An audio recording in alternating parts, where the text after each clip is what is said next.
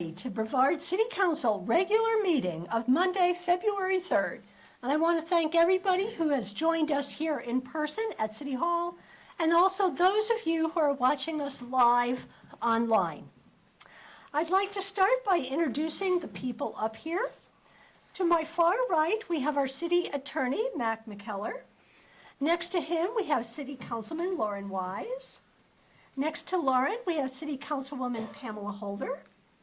Next to Pamela, we have City Councilman Mac Morrow. I'm Mayor Maureen Kopoloff. To my immediate left, we have our City Clerk, Denise Hodgson. Next to Denise, we've got Mayor Pro Tem and Councilman Gary Daniel. Next to Gary, we have Councilman Aaron Baker. And next to Aaron, we've got City Manager Wilson Hooper. And I am very pleased this evening to welcome Pastor Keith Thompson from Brevard Davidson River Presbyterian Church. And Pastor Keith, would you please give our invocation tonight? I feel like I'm at church. You know why? No. Nobody sits in the front pew. Why is that? That's true. I know. Save them. We're polite. We save them for those who come in late. It's an honor to be with you. Let's pray. God of grace, as we give thanks for the beautiful corner of your creation that we get to call home, we also ask your guidance upon leaders this night and all in this room, that this may be a meeting filled with respect and listening and discerning what is best for the common good. That is our prayer, and we pray in your name. Amen. Amen. Thank you. Pastor Keith, do you want to tell us a little bit about Brevard Davidson River Presbyterian Church? Well, it's an old church. You may not know this. The Davidson River Church, during the Civil War, was out on Davidson River Road. That church, during the war, split into two congregations with two sessions, or ruling bodies, and worshiped together on occasion during the war. So this area was split three ways: northern sympathizers, southern sympathizers, and mountain people. And nobody's going to tell them what to do. So I thought when I moved here that we were right in the south, and we're really just north of, and that's where the church started. In 1900, they had a daughter church called Brevard Presbyterian Church over on Probart. There's still a plaque there. The church is gone. And then those two churches merged during the Depression to get the big long name, Brevard Davidson River Presbyterian Church. That plays havoc with email addresses and all kinds of things. We had a preschooler that once said that she goes to Harley Davidson Presbyterian. But it's a church that is very much involved in community outreach. We try and be open to host outside groups because of our location, and they put up with me for a long time, so they're a good bunch. But we're grateful to call Brevard home. Thank you so much for joining us this evening. If everyone would please rise and join me in the Pledge of Allegiance. Attention, honor, pledge. I pledge allegiance to the flag of the United States of America and to the republic for which it stands, one nation, under God, indivisible, with liberty and justice for all.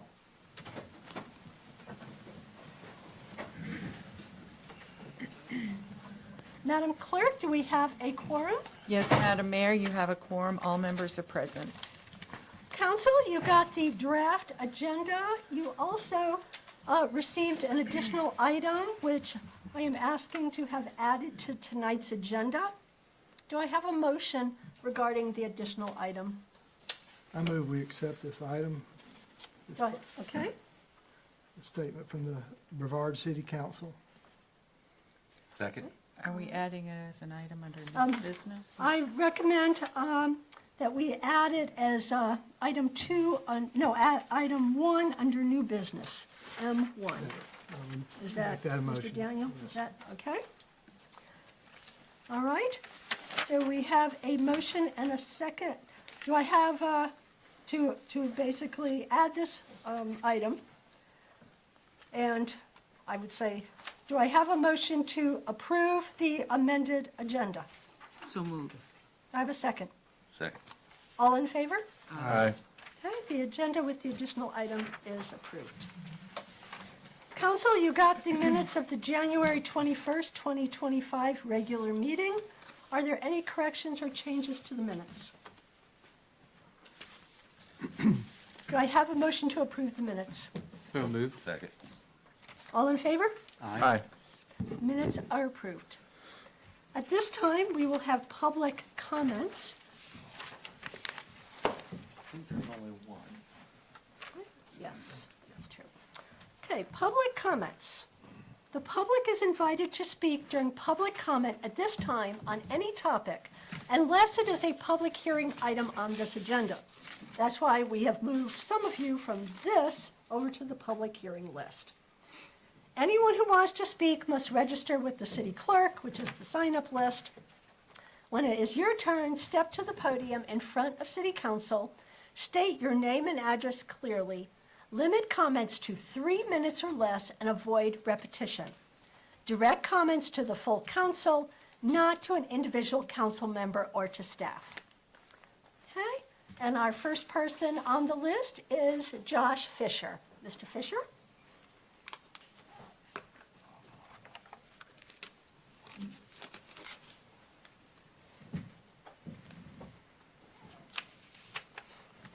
Good evening, City Council, Mayor, City Attorney. You all know who I am by now, obviously. The reason I'm before you tonight is because I'm not some rogue citizen, which I've heard some of you think I am. I'm not some crazy maniac, which I've heard some of you think I am. I'm a concerned citizen that lives in this city. You guys are still not doing your jobs, any of you. Okay, we're still not having crossing guards out there. Okay, we're having crossing guards sitting in there this morning, one sitting in their car while 2 kids crossed. How are we doing that? At 7:58 a.m., 2 kids are crossing the streets, and the crossing guard being paid by the city is sitting in the car. If you guys can't do it, the chief of police can't do it, who's going to do this? So tomorrow morning, okay, I won't be able to do it Wednesday. I will be out there myself, okay, helping cross the children, okay? Another thing, I didn't realize that you put people over for things that were going to be discussed later on when I signed up on that. But I do want to read something, okay? And I did see today that you were going to talk about the evidence room audit. I'm not trying to bash the PD on everything I can, but when I feel strongly about something, then I will speak it out. My son has to grow up in this city. I'm going to make sure that he grows up in the damn best city we have, okay? So I'm going to read this. This is from Best Practices and Industry Standards, okay? Having police departments audit their own evidence rooms presents a conflict of interest and potential corruption and mismanagement, or errors to go unchecked. While internal audits can be useful for routine checks, they should be supplemented with independent oversight. External audits by third-party agencies, civilian review boards, or internal affairs divisions from a different jurisdiction would help ensure accountability, transparency, and public trust. Without independent verification, there's a risk of evidence tampering, lost evidence, or mishandling going unnoticed or unreported. So I'm going to congratulate everybody in this room. Your internal audit, good job. Okay, I don't know what else we have to do, okay, in this city to get you guys to open your eyes and realize what's going on. This started with the crossing guard issue, but once I started that and I started talking to citizens in the city, it's a lot worse. You guys don't realize it because you guys only talk to the people that you want to talk to. If you went out there and talked to a lot more people in the city, you'd see about the public trust. Mr. Baker, I still respect you a lot. I still believe you listen. Same thing with Ms. Holder. I really do. The rest of you guys, it's just, I feel like I'm getting up here and just making a mockery, but I really want you guys to understand that I'm not coming up here just to get my blood pressure raised or raise my voice, okay? For the ones that don't want to do anything, last thing I'll say is Mark Twain once said that diapers are like politicians and should be changed out very often, okay? Have a good night. Thank you, Mr. Fisher. That is everyone who signed up for public comment. We will move on to our certificates, awards, and recognition. All right.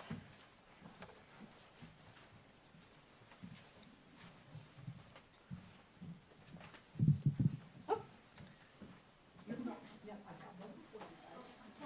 Okay. Right, the second one. Yep. Okay. All right. The first one is a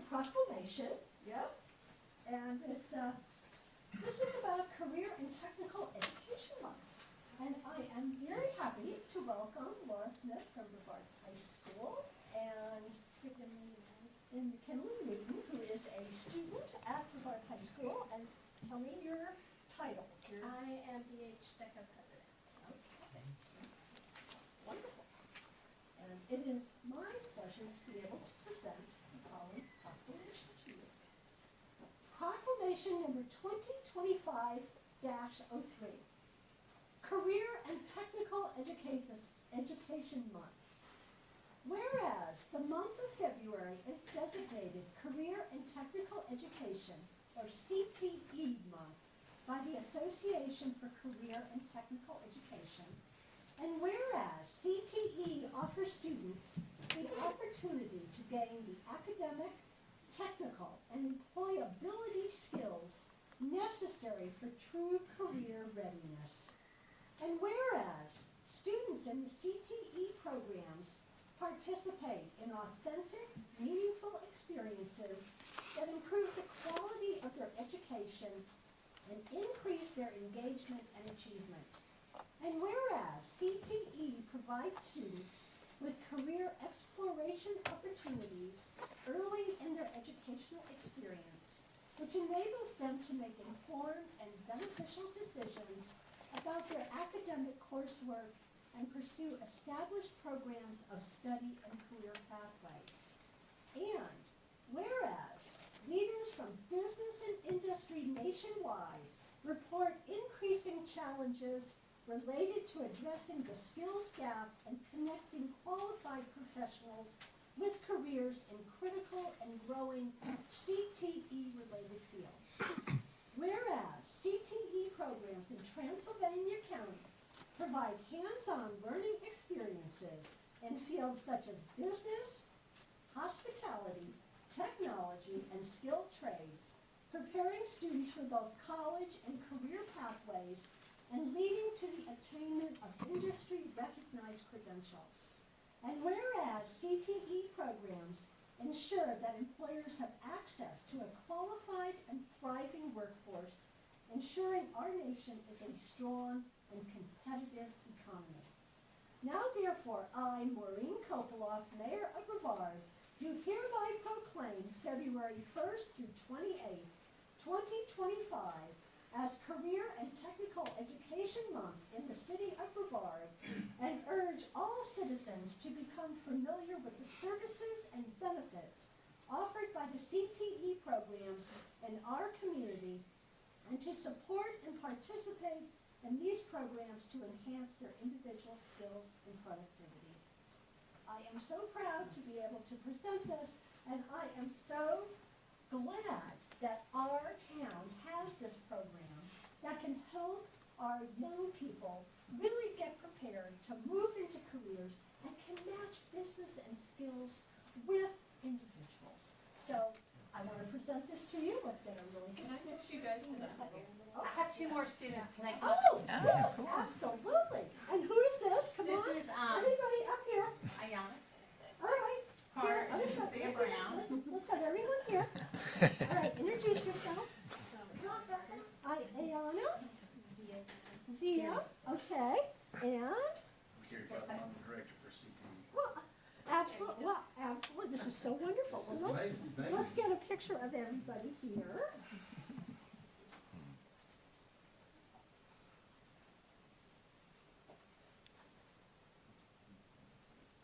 You know, the purpose in city council, when we do a proclamation, is to help raise awareness of something that is important to our community.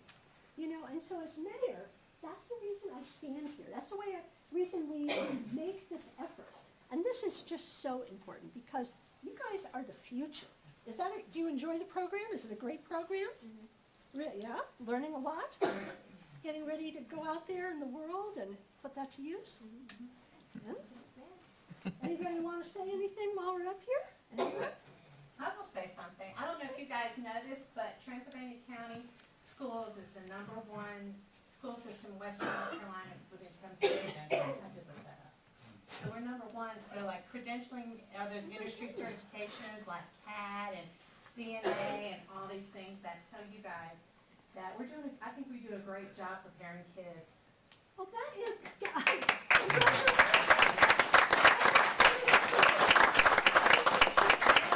Main Street, they are DECA students, which is Association of Marketing Students, and they're going to qualify to go to state at the end of the month. So we're excited to go to Greensboro and compete. oh, excellent. Nice. Okay, well, I wish you all the very best, and come back to city council whenever you want. Thank you guys.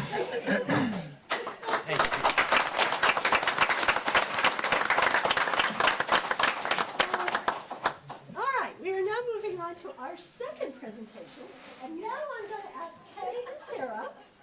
Kay Arbro, Sarah now. These are two, and I'm asking Dr. Paula Hartmanstein to come up here. These are, Paula, of course, is the coordinator of our age-friendly community task group. And Kay and Sarah are AARP volunteers. And they, I'm going to hand you this, they are here to do this. Okay, I'm going to turn it over to you ladies. We are delighted to be presenting this certificate of, to the city of Brevard for recertification of the AARP action plan and designation. We think it's so important that we also, by meeting the needs of our 50+, we pretty much meet the needs of all the districts in our city. And currently, we are doing this with volunteer hours as well. So this is a certificate of the action plan that has been created by the Age-Friendly Brevard Task Force. And that task force is actually going gung-ho right now. I love it. Yes, yes. We have a lot of progress that has already been made. On March 6th, you can come to the Age in Place Summit at the library and learn more about some of the actions that can be taken so that you can feel more comfortable. All the older adults in the area can feel a little bit more comfortable in terms of aging in their homes.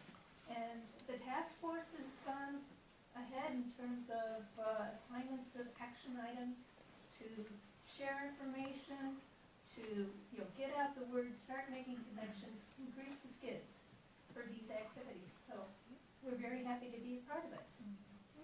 And if you notice on this, it actually certifies the city until January 10th, 2028. So we are certified for 3 more years as a member of the age-friendly community.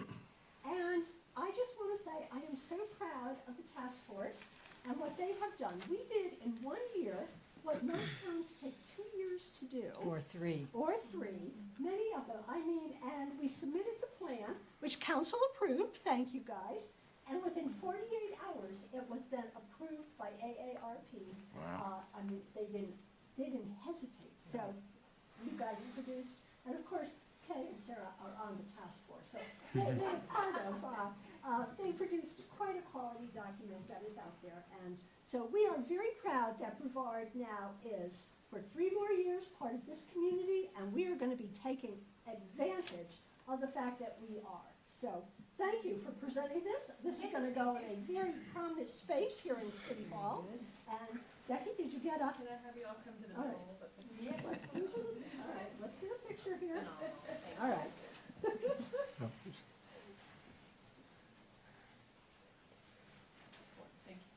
Thank you. All right.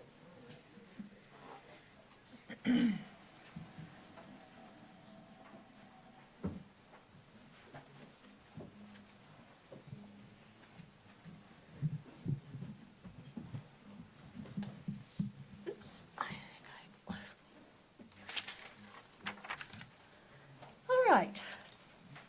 That was all of our certificates and awards. We are now going to move on to our special presentations.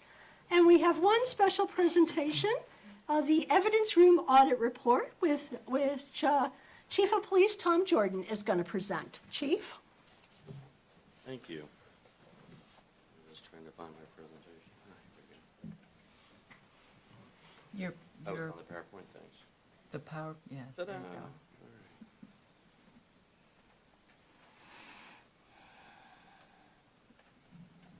Okay.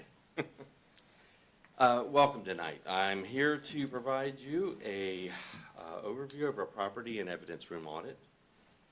We presented this to the Public Safety Committee previously, and with its nature, it was suggested by the committee that we present this to the full city council. So can you hear me okay? All right, so anyway, we started this audit. Preliminarily, we started a barcoding and inventory system in early 2024. We lost our previous evidence clerk. Therefore, we were in the search for a new one, and by the time we got one, Eden Hines, it was around June 2024. And at that point, she picked up and started a comprehensive audit, and I'll explain what those mean. So, in alignment with policy, in full evidence property room audit must occur whenever the chief and/or evidence or property specialist change. These are IAPE standards. These are not state standards. Not statutory. We follow state statutory, which says we have to have policies. With the IAPE, it came to light when we were doing our accreditation process that we had to have tighter controls in order to meet the rigorous accreditation standards. So working with IAPE, we've adopted these things into our policies and procedures now. So the purpose of it was to verify proper documentation and chain of custody, access inventory accuracy and management controls, follow industry best practices, which dictates a full evidence and property room audit must occur annually. And again, I'll tell you the distinctions with that in a minute. And obviously the big one is we had to prepare for the upcoming evidence room relocation to our new facility at 132 Commerce Street. That was the big one. So, like I said, we've been in compliance with North Carolina ordinances and statutes, which basically say we have to have processes in place. We have to have procedures, do audits, and it kind of leaves us up to make those things happen.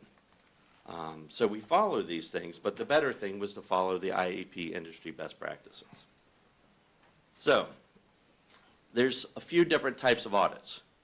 One is an annual audit. An annual audit consists of 450 items.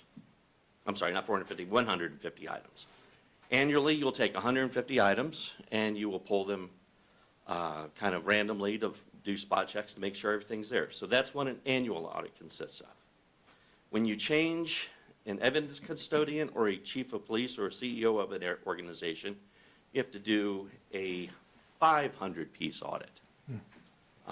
Which includes, as you can see here, 75% of all drugs or 100 items, 75% of all guns or 100 items, et cetera, with the high values until you get to the number that, that's designated. We didn't do either one of those. We did a comprehensive audit, which means every single piece of evidence that we had was what we looked at. We didn't do a sampling, we did everything. And it was quite an undertaking. We did the entire inventory, which is 3,543 pieces in our collection. So what do we do in an audit? Well, we instituted a barcoding system. We did interviews with prior evidence technicians and people involved with evidence to see if we were missing anything, if providing institutional knowledge to Eden as she began her new role. We instituted the IAPE, that's the industry standard organization. We instituted their procedures and policies into our own. We updated our evidence handbook and instituted a new policy that tightened up the way we collect evidence and the way we hold evidence. We checked the documentation, the case files, the dispositions, the folders, the notes. We checked records, we created workflows, and we benchmarked everything we were doing with 6 other counties and cities. We matched inventory documents with disposition orders, and we did a physical audit, meaning we laid hands on every piece of thing that we could find. We collected and matched crime lab submissions and returns, made sure everything matched, and we did sample testing of each category. These are some charts with some of our data analysis. We have our aging and composition. You can see, it's kind of hard to see, but we have old pieces in our collection. We have newer pieces in our collection. We have 3,543 pieces in our collection, of which I think we can get rid of about 1,200? Yeah, we can get rid of about 1,200. And I'll get to the reason why that exists. So, at the end of the whole thing, we found that we had 3,543 items that were identified as part of our evidence collection. As we went through it, there were only 19 identified as not verified, meaning we couldn't match the paperwork or we couldn't put our hands exactly on it, which represented a 99.5% accuracy in compliance. When accounting for both that and closed case items, there were 16 items that were destroyed, but they didn't have the right paperwork out of transparency. We threw that into our number as well and said, yeah, we'll count that. So overall, 99.02% accuracy. The industry standard through accreditation says if we have an error rate of more than 5%, meaning if that 99% number was down to 95, well, then we got to do it all. And we were doing it all anyway. These are the circumstances then that you would consult with a third party, you would consult with the SBI, you would consult with maybe another agency to do an independent audit. We were not that. That's 95%. We're at 99. So the strength of our audit, we found that we had good processes in place. Some of the paperwork was a little sloppy, and we tightened that up. And that was from years and years of doing this. We started using Adobe for digital signatures so they can get things cleared out of evidence much quicker. We provided more supplies in the evidence room for our officers to use to make sure that they appropriately handled evidence. We changed our policy in November 2024 to include the IAP standards. And we're updating the published SOP, Standard Operating Procedure Book, that was published in 2018. So, property room has been updated with a barcoding system, which makes it entirely easier to track everything as well. These were no small feats. They were quite big undertakings. I'm thankful for all those that helped with that. So, challenges and improvements. There's always room for improvement, you know, and we see that. So it's recognized that we needed to have a more consistent system for disposing of items when they reach their term of disposal. Many times, things would sit in our collection that should have been disposed of. We just didn't get around to disposing of it for one reason or two. Maybe it was just a stack of paperwork. Also, we don't have our own site incinerator, which means we're at the mercy of relying on another agency to provide us the use of their incinerator to get rid of items. So we're working right now to change that, and that's going to make it a little easier to keep up with the destructions, which right now is about 1,200 items right now in our collection that we can be rid of. So we also created when I say we, I mean Eden. I cannot take her thunder because she's done so much. Creating a calendar alert system with each item so it has like a timer on it. So we know that when it is due to be destroyed, we're going to get an alert. We're going to get some sort of message that says, hey, it's time to get rid of that thing. And that's what we're going to do. So we've also created a more consistent framework for annual and quarterly audits and formal reporting if needed. The evidence currency deposit system should be reestablished so that we don't have cash. I don't like cash. I don't want to have cash in our evidence room. So we're going to work with finance to create the accounts that we need to get rid of any excess cash. Now, obviously, there's some things, the cash is actually the evidence. That will be handled differently. But as for like funds that should be deposited, we're going to deposit them instead of hold on to them because I just don't want to have the cash around. So results in our follow-up actions, obviously. We are going through everything. One of our follow-up actions was to have the State Bureau of Investigation review our audit. We also had the district attorney review our audit. And both of them have came back to me and said, looks good. No issues, good to go. And that is the end of our evidence audit, and I appreciate it. I know we presented, and this might be repetitious for some because we presented this to the Public Safety Committee. but I am thankful that you bore with me while I did it all again, because I think it's important. Any questions? Thank you, Chief. Thank you, Eden. And at this point, I will open it for any questions or discussion by council. Mr. Baker. Yeah, just a couple of questions. On the incinerator, are we currently using the Transylvania counties? Is that? We have used them. I believe we have used Henderson counties as well. We have a grant that we received for accreditation, which we hope is still there. Yeah. And in that grant, we were actually going to put in for an incinerator so that we can do our own incinerations. That way we can follow our schedules and not have to wait on somebody. It's going to help us clear up a lot of that in the evidence room. And I know some of this is in the report, but can you summarize just what the plans are for regular audits going forward? Regular audits will be on the calendar. There's different audits. There's regular audits, and then there's surprise audits. And we bring in, we've established good relationships with Hendersonville, Henderson County, with some of their evidence people who actually sit in high-ranking positions in the IAPE. They're going to assist us with those. So we'll have a regular schedule for those. Obviously, the unannounced ones are probably going to be more of a time frame like in this quarter, we're going to have an unannounced. We're not going to tell you when it is. That's not fair. So we'll keep it like that. Yeah, okay. And then on the third-party audit, it's my understanding that SBI comes in only if there's, if there's a pretty serious issue. But working with another agency, just talk more about the goals behind that. Sure. I'll give you a good example of this. When we are ready to move to the new location, meaning once we have our security locks in place, I mean, we have a lot in place already, but we still need to get a camera system in there, and we're working with the city on that. Once that is done and we are ready to do that, we are going to bring in a third-party person with the IAPE to make sure and oversee what we're doing with the move. Because you have to go, it's here, it moves, and verify it's here. So it's a lot that goes into a move. You don't want to do a lot of evidence room moves. But we're going to bring in a third party to kind of watch over that. If we were under the 95%, then we would notify the SBI. And if there was anything attached with an active criminal case, we would notify the district attorney, because that case would be in jeopardy in court, and we have to let them know these things. We had 0 items that were not verified that were attached to any active cases.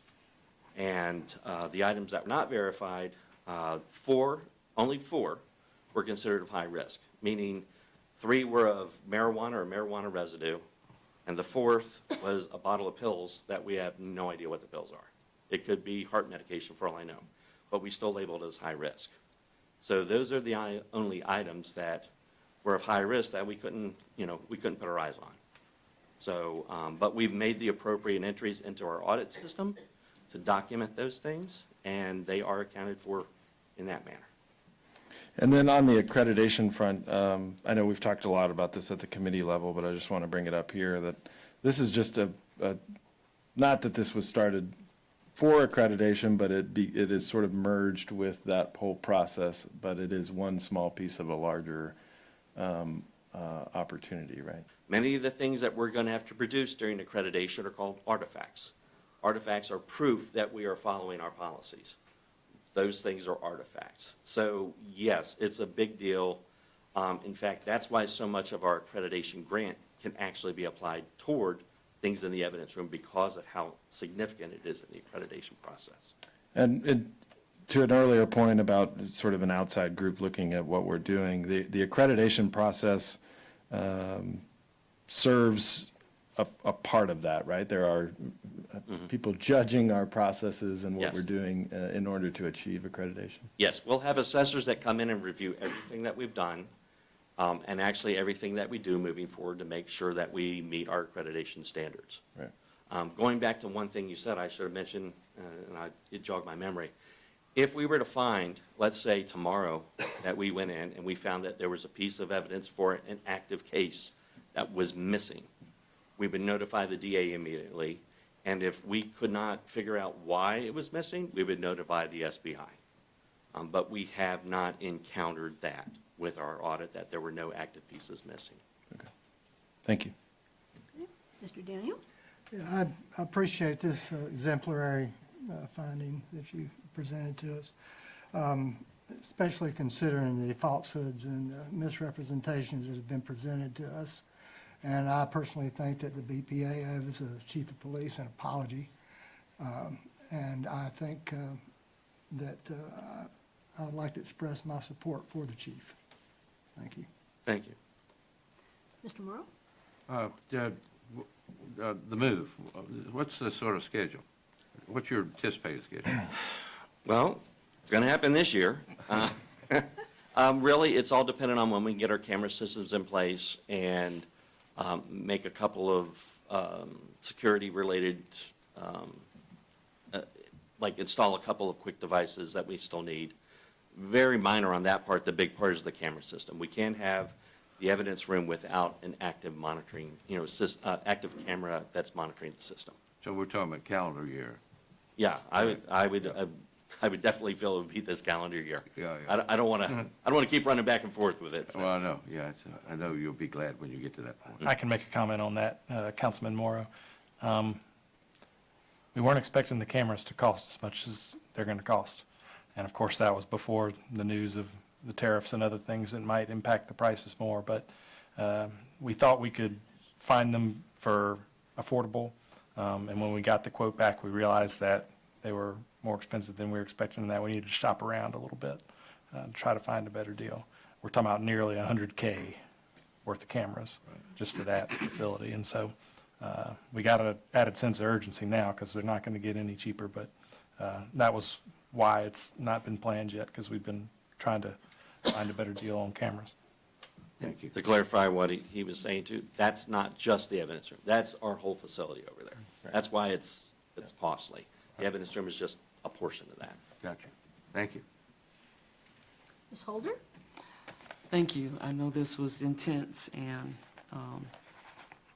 very detailed. Thank you. The barcode system, is it in place and have all items been barcoded and ready to move? Yes, that's correct. Yes. Everything's barcoded now. Okay, Get that little zapper gun and we can check everything now. all right. And the calendar alert when to destroy it, how often, or I know the case has to be over to get to that point, but is there a timeline that you would Yes. do that? Yeah, it depends on what kind of evidence it is. Okay, Like if somebody finds, just say a bag of marijuana laying on the ground and they turn it in and say, hey, police, I found this. It's not necessarily associated with an active case, but we can't just throw it in the trash, So what we'll do, we'll put it in there. We have retention days set for how long that we hold on to it. Now, if it's an active case, we have to wait until that case is fully adjudicated, meaning it's gone through the entire process in the criminal justice system. Once it does that, we can only destroy it once we get a sign-off from the district attorney saying, yes, we're done with this, you can get rid of it. And so that's why it varies a little bit. So, but we do have retention days depending on what type it is. okay, So, but there is a schedule like that, yes. all right. And do you have outside auditors? I noticed in the report most were internal, but do you have outside auditors for standard audits or? For standard audits, usually those are samplings. It all depends. It Okay. depends on what kind of audit we're doing. IAPE is a group that we respect a great deal and we'll follow their lead on. And we do have people that we know in IAPE who are going to assist us in the future if we need that. I think it all depends on the circumstances of what we're looking at. So it's not a blanket answer. Okay, all right. Thanks again. Sure. Mr. Wise? I appreciate you going through this, and it's really good to know we have a good, solid baseline, especially with the evidence room moving forward. I read through this carefully, and, to me, it holds up against a lot of the scrutiny that we've been hearing about from other people. So I want to kind of side with Gary on this and applaud your department for getting this baseline done in the light of all these allegations. Otherwise, I think Aaron kind of asked all my questions, so thank you, Aaron, for that. And that's all I have. All right, thank you. Thank you, Chief. Thank you. All right, we will move on to our public hearing. And can someone hand me the sheet, please? Yep, I'll get it. We are going to have a public hearing on the proposed amendment to the Brevard Code of Ordinances, Chapter 43, TAC 1, TAC 5, parentheses 1, Social District Expansion. And our senior planner, Emily Brewer, is going to walk us through what this means. Yes, thank you very much. So I do have a presentation just so we can have some visuals, but it is all covered in my staff report as well. What is a social district? On September 8th of 2021, North Carolina session law was ratified allowing North Carolina local governments to establish social districts within their jurisdiction. A social district is essentially an exception to the North Carolina open container law in a designated area during designated times. The social districts apply to privately owned property, including those with and without ABC permits, and then public streets and crosswalks and parking areas. And the alcohol being consumed within the district must be sold by that ABC permitted business located within the district and in a very specific cup. So this is something that we have had in Brevard for about a year. In August of 2023, City Council adopted the Downtown Brevard Social District, which encompasses about 6 blocks of downtown and is open daily from 11 a.m. to 10 p.m.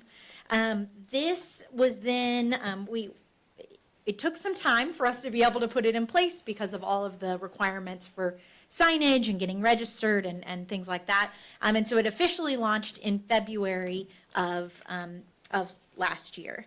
After 1 year of operation, the social district has resulted in no significant challenges. And so today, and we've had quite a bit of participation. 18 ABC permitted businesses participate as of my current count. And 26 non-permittee businesses allow beverages inside their establishments. So if that is a retail shop or something like that, allow beverages to be able to come into their premise. And so, because there's been no significant challenges and has been successful thus far, the city's partners at the Heart of Brevard are requesting an extension of the social district boundaries and its benefits to be for more participants and better accommodate events. So the rationale is to better align with the municipal service district and Heart of Brevard boundary, to better align the social district boundaries with the downtown festival areas, and then to include those additional, the few other additional ABC permitted businesses that fall outside of the boundaries. And those are Love, Eat, Thai, and Quotations to the east, and Wild Morel and the Bohemian Restaurant to the west. So here is a map of what is currently the downtown Brevard social district. And layered on top of that, here is the Heart of Brevard Social District request. So they want it to be able to expand roughly to Oak Lawn, and then on the eastward roughly to Rice Street, and then some segments south of Jordan Street towards Morgan. So staff has assessed this request, and so I forward these as some considerations for you today.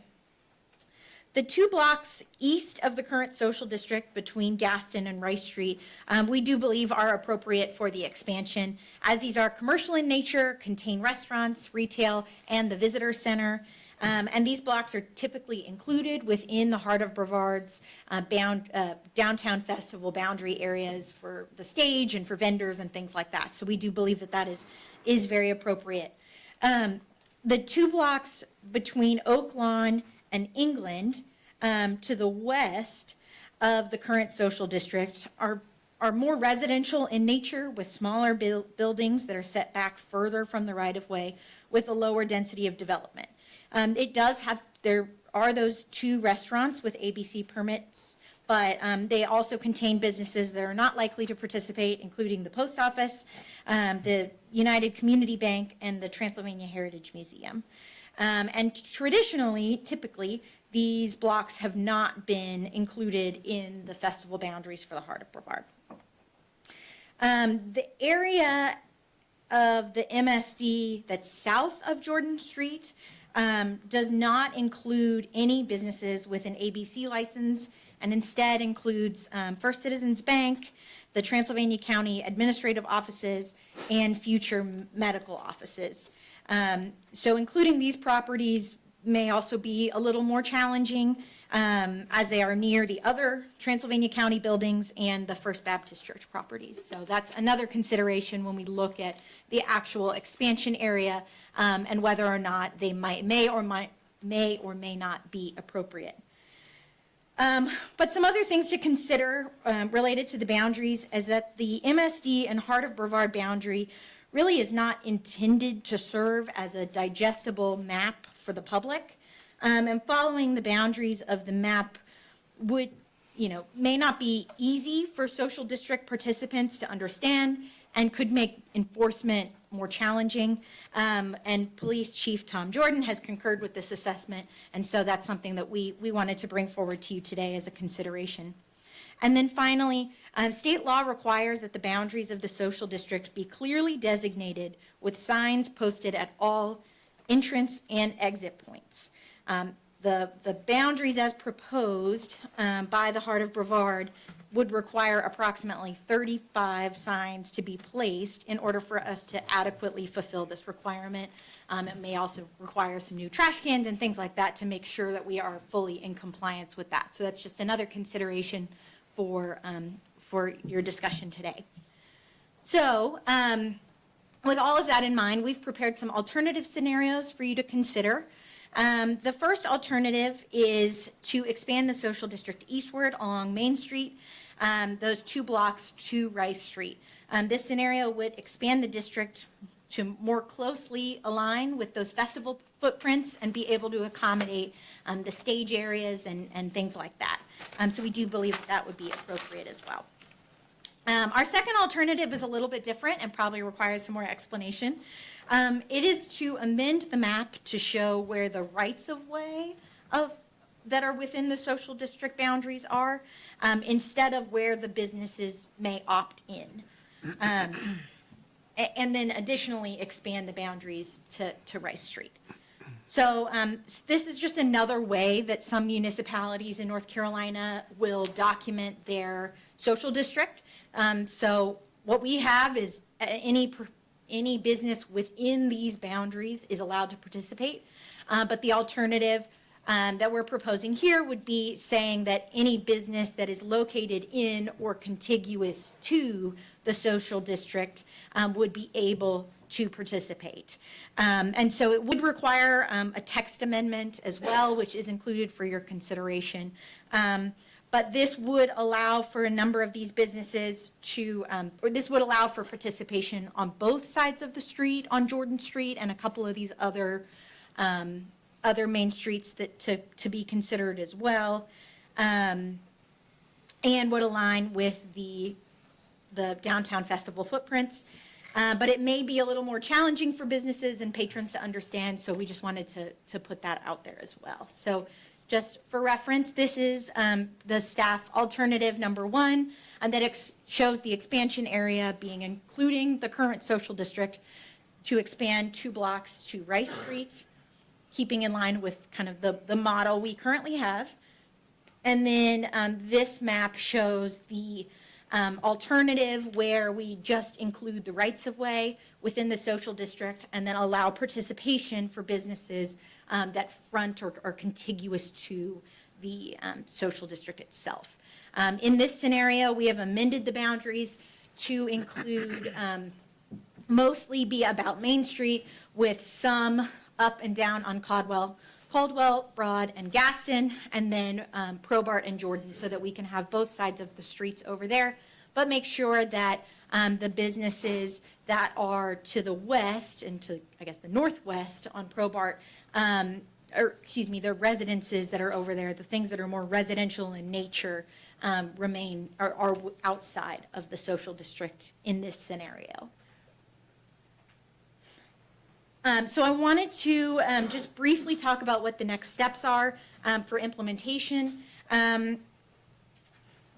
Tonight, we're having the public hearing on this matter, and public hearing is required to be able to amend the social district as well as a formal vote by city council. Once we have city council's approval and the amended ordinance to be able to expand the social district, we then have to re-register with the ABC Commission, which could take several months for that confirmation to come through. We then have to move into kind of information and installation mode. So then we will be reaching out to those newly added businesses, make sure that they secure permits, clarifying all of that, having kind of an engagement plan, outreach plan. And then we also must update, order, and install new signs at all points of ingress and egress, update the management plan, and communicate all these different things. So I just wanted to make sure and emphasize the fact that this does not mean that the social district goes into place tomorrow. There's a lot of kind of implementation steps that have to come.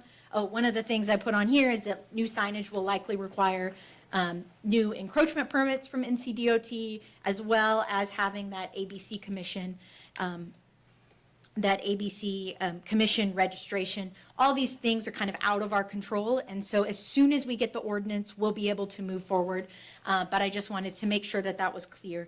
The Heart of Brevard is requesting immediate action in order for the amended social district to be in effect for a White Squirrel Festival in May, at the end of May.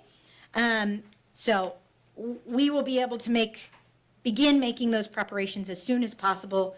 But please note the time constraints, that it's not guaranteed that we will be able to have the amended social district in effect for White Squirrel Weekend, but we will take every step that we possibly can to be able to move that forward. So your options tonight are to, 1, schedule action for the next full city council meeting, 2, adopt the amendments as requested by the Heart of Brevard, 3, adopt staff's alternative 1, 4, adopt staff's alternative 2, or 5, you may revise the amendments and adopt them, or you could reject this or refer it to a specific committee, like if you wanted it to go to the Downtown Master Plan Committee or the Public Safety Committee or some other specific committee for contemplation before coming back to you today. So there's a lot of different things before you for consideration, but I'm happy to answer any questions, and Wilson is as well. All right, thank you, Emily. At this point, we're going to hear from the public. This is a public hearing, and after the public speaks, we will then open it for council's questions and discussion. At a public hearing, the public is asked to adhere to the following guidelines for the public hearing. Register with the city clerk by printing your name, address, and phone number on the sign-in sheet, which a number of people have. When it is your turn, step to the podium in front of city council. State your name and address clearly. Be concise, avoid repetition, and limit your comments to 5 minutes or less. Direct comments to the full council, not to an individual council member or to staff. This is a time to provide your comments, but not to ask questions. A public hearing is not an appropriate venue for a question and answer session. Designate a spokesperson for large groups, and each person may speak once for a specific public hearing. The first person that has signed up to speak. Oh, that's right. Thank you, Madam Clerk. Thank you. Do I have a motion to officially open the public hearing? So moved. Second. All in favor? Aye. The public hearing is now open. The first person is Russell Jackson.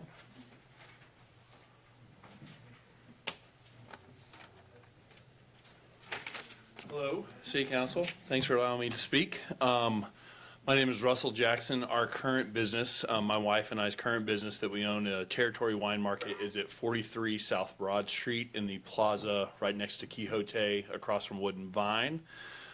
We are a current ABC permit holder and social district permit holder. We are moving our business to 110 East Main. That is the old gas station at the east end of, near where the stage will go for the festivals. We're obviously in support of expanding the boundaries for numerous reasons. One would be our personal business. We're making a significant investment in that space, and obviously we want every potential opportunity to create revenue that we can. The social district would allow us to obviously sell drinks at that portion of the downtown district and hopefully increase our revenues. Outside of our business, we think it could be beneficial for Brevard by, again, creating a larger walkable area, downtown shopping area for tourists and locals alike, thereby creating, again, more revenue for the city through tax base, more revenue for the businesses along that corridor. And then finally, which has been addressed, right now where our new business location will be at the end of East Main, or 110 East Main, is very close to where the stage sits for White Squirrel and most of the other festivals. And I think if the boundary was not expanded and we did have those festivals and we have a stage there, and then we have a large, that the property there at 110 East Main will have 11 parking spaces. It's a very large parking lot. I think there could be some confusion about where can you take a drink during a festival? Can you bring it onto our private property, or do you need to keep it out in the street? And so, how do we police that if there's two different competing, avenues for purchasing alcoholic beverage in that area? How do you police that during festival times? If we're not part of the social district, however, during festivals, you can have drinks in this area, So by not expanding, I think we're creating some confusion during festivals and things of that nature, in terms of where drinks can go, that sort of thing. So obviously we would hope to see, council option 2, 3, or 4 move forward. And that is our stance. Thank you, Mr. Jackson. Our next speaker is Gabriel Garcia.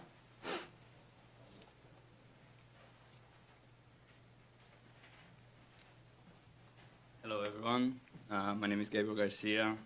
My address is 43 South Broad. I represent Quixote next to Territory, and we're across from Wooden Vine, and we are also in favor of the expansion of the social district. We have seen a lot of people very happy with the social district, the fact that they can go into different businesses with their drink on their hands, families that have been coming to town, and they're able to split up while the wife is shopping and the husband is going to a restaurant or going to a wine bar or going wherever he wants to go. They can go around and they can see different businesses.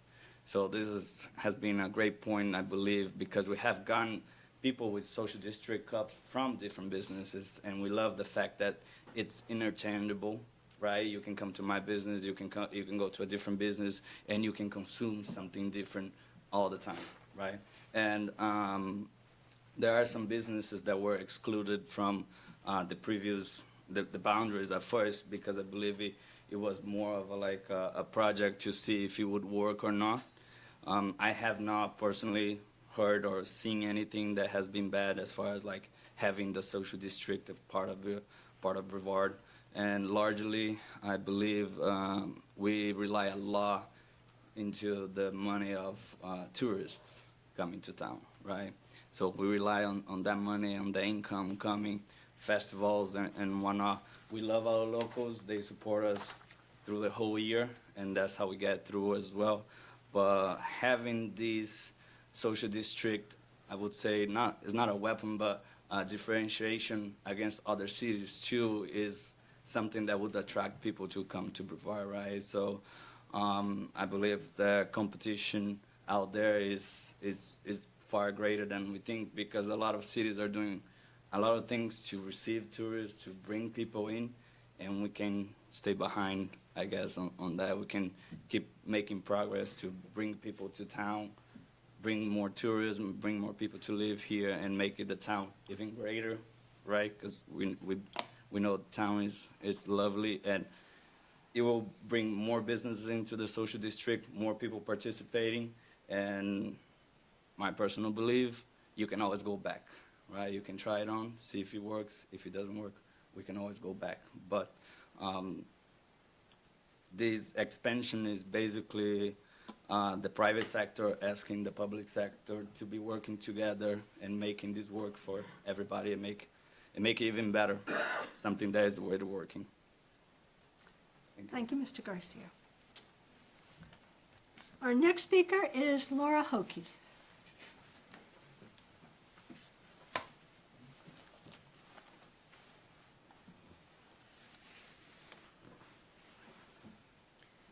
Good evening, Mayor and council members. I'm Laura Heckey. I'm the owner of Brevard Clay, and we are a community-centered pottery studio in downtown Brevard. At Brevard Clay, our mission is to craft connections, nurture creativity, and enrich lives. We believe in fostering a welcoming, vibrant space where creativity and community intersect. Expanding the social district will allow us and other businesses beyond the current 6-block footprint to fully contribute to the benefits of a thriving, to fully contribute to and benefit from the thriving downtown experience. Since its launch last year, the social district has encouraged foot traffic, supported local businesses, and enhanced major events like the White Squirrel Festival and Halloween Fest. These events bring people together, supporting the economic and cultural vibrancy of our town. The proposed expansion will strengthen this momentum, seamlessly connecting the expanding area of the heart of downtown and inviting both locals and visitors to explore, engage, and support businesses like ours. For Brevard Clay, this means more opportunities to invite bypassers into our space, whether they're browsing our gallery, participating in a workshop, or simply discovering the joy of handmade art. When people feel included in the downtown energy, they are more likely to explore and stay, support the businesses that make Brevard unique. A larger, more cohesive social district will eliminate logistical hurdles, reduce the strain on event organizers and law enforcement, and create a stronger sense of place where creativity, commerce, and the community thrive together. By adopting this ordinance, you will not only support economic growth, but also reinforce Brevard as a place where businesses like Brevard Clay can continue to enrich lives through art, connection, and shared experience. Thank you for your time and consideration. Thank you. Our next speaker is Adam Perkins. Good evening. Thanks for letting me be here. My name's Adam Perkins. My address is 1113 North Country Club. I'm here this evening representing the Board of Directors for the Heart of Brevard. I currently sit as Vice President of the Executive Board there, and I'm just here to give you our statement as a board in support of expanding the social district downtown. The Heart of Brevard the Board of Directors wholeheartedly supports the expansion of the Brevard Social District to the full MSD, excluding Transylvania County Courthouse and the First Baptist Church properties. In addition, we support the idea of taking the city camper site out of the current social district until all of the construction and development has been completed on that property. Since its launch in February of last year, the social district has become a cornerstone in downtown Brevard, fostering economic growth, enhancing community connections, and significantly contributing to the success of our events such as White Squirrel Weekend and Halloween Fest. We estimate that the social district has generated roughly $127,000 in direct beverage sales. We've got those numbers based off of roughly 19,500 social district stickers that we've distributed around town to businesses that are participating, as well as the proceeds that were generated during White Squirrel Weekend. But again, this figure only reflects direct sales. It underscores additional benefits of increased foot traffic, tourism, retail activity. Expanding the districts will only amplify these aspects, creating greater opportunities for local businesses and fostering long-term economic growth. Operationally, this expansion is pretty essential for events that we're having downtown, such as White Squirrel Weekend, Halloween Fest, and other events. The current 6-block footprint creates logistical challenges requiring additional permits and temporary boundaries for such events. These complexities place an unnecessary strain on the police department, who must dedicate other resources to managing these boundaries, as well as Heart of Brevard staff and our volunteers. A larger, more consistent district would streamline event management, allowing staff to focus on enhanced event experiences and freeing police resources to ensure more overall safety downtown during these events. Social District has become an integral part of Brevard's major events, encouraging attendees to explore beyond event boundaries and driving foot traffic throughout downtown. This expanded footprint will eliminate operational inefficiencies, create more inclusive opportunities for businesses to participate, and provide the flexibility to host larger scale events that enhance community connections. By adopting this ordinance, the city of Brevard will solidify downtown as a vibrant hub for business, culture, and tourism. Together, we can build on success of the pilot program and ensure downtown Brevard continues to thrive as a destination where businesses succeed, events flourish, community connections can continue to grow. Your commitment and partnership are vital to this revitalization of the vision that we have for the Social District. And as always, we thank you for your continued support. Thanks. Thank you. Our next speaker is Jan Stevens.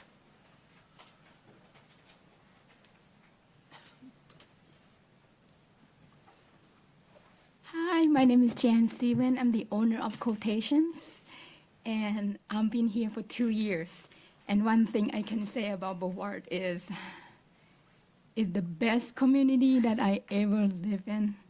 Welcoming, good people, good community, and then I would like to support the social district because it will help our economy to grow. It will help my business. It will help people to get together, hang out, because that's the first main goal of Quotation. We want to create the space for people to come together, communicate, spend time together, hang out, create a friendly community gathering. And I think if we add the social district, we add more opportunity for people to come. People can stop at Quotation, walk all the way down to War Memorial with 1 cup of drink. They don't have to offer or buy anymore. We create the friendly community for business. I'm the one that will drink one and done. And I will be start from War Memorial with 1 cup, end up in Quotation with War Memorial cups. So it creates opportunity for business to be friendly, work together. Don't have to be like you have to stop here, you're done here, and then you go home. No, you start here, you hold that cup, and you go. And then I think that will be perfect opportunity for business to work together to create Brevard to be friendly community to tourists, to local, and for each other. So I'm here to support social district. And me, personal, as the business owner, I promise that 1 cup that you give it to me with that sticker, I will make sure we check the ID. I'll make sure nobody can have more than they should. And I agree that every business owner here will follow the rule and make this work. And thank you for giving me a chance to talk. Thank you. Thank you. Our next speaker is Dee Dee Perkins.